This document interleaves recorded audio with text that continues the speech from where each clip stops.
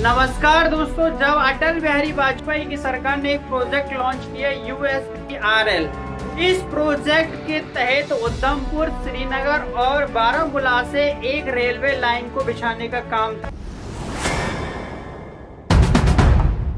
इस railway track की जो लंबाई को निर्धारित किया गया 272 किलोमीटर की लंबाई का ये ट्रैक बिछना था।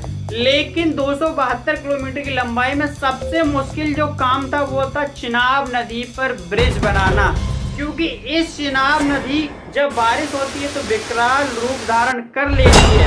और दूसरी बात यह है कि ये चिनाब नदी जिस पहाड़ों के बीच से होकर गुजरती है वो पहाड़ों को यंग माउंटेन बोला जाता है, यानी कि इन पहाड़ों का हाल ही में निर्माण हुआ हो।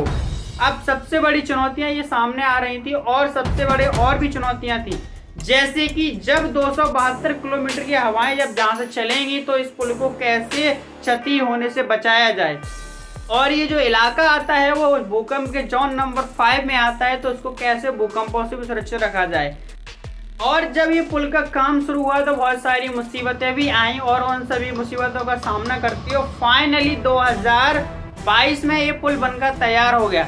अब दूसरा काम ये बचा था कि इसके ऊपर जो ट्रैक बिछाना बाकी था, इसके लिए 2022 में 2023 में इस पे एक रेलवे ट्रायल भी किया गया, वो सफल रहा।